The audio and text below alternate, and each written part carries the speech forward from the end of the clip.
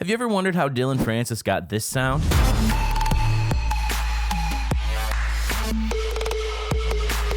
Well, today I'm going to show you how to make it in Serum. It's easy, let me show you. For this sound, we're going to use a 2-oscillator setup. So make sure oscillator A is enabled and also your noise. Set oscillator A to basic shapes from the analog category, and it should look like a sine wave. On your noise, we're going to boost the level a little bit, as well as the pitch.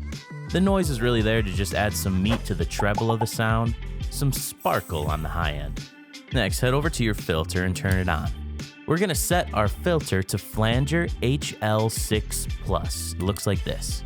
We're going to turn up our HL widen all the way to give it some width, and then bump resonance up to around 60%.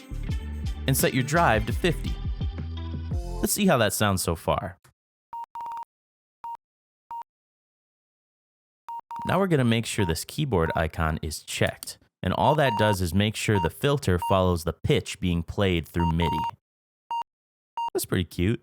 Now we're going to head over to our envelope. This just determines how our sound is shaped. So for this, we want short, punchy notes with some tail on them. So let's start by turning down our sustain almost all the way. Let's drop decay to around 350 milliseconds. And then let's boost our release to give it that tail on the end after the note ends. After that, it should sound something like this. Dang, that sounds pretty good. Sweet, now we're gonna head over to effects. First, we're gonna turn on hyper dimension. We don't want a lot of the hyper side, so we're gonna turn that mix down to about 3%. But we do want some dimension, so let's boost the dimension mix to around 25% and drop our size down to about 3. Next, turn on some reverb, and this you can kind of adjust to whatever works for your song, but I'm gonna make mine sound like this. We are flying through this. Now we're gonna head over to the Matrix. The Matrix is super cool because it lets us send all this different signal to different places within Serum. It's cool, you'll see what I'm talking about.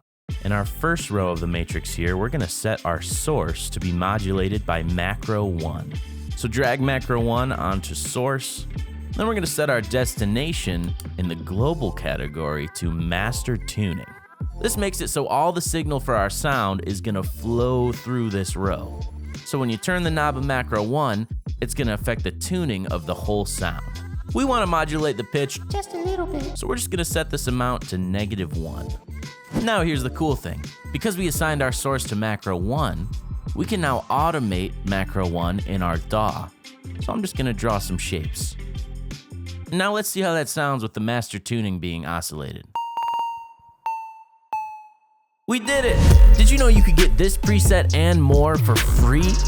You don't even have to do anything. It's just free. You can also get an insane amount of Serum presets with the Ultimate Serum Bundle. All this and more at rocketpoweredsound.com.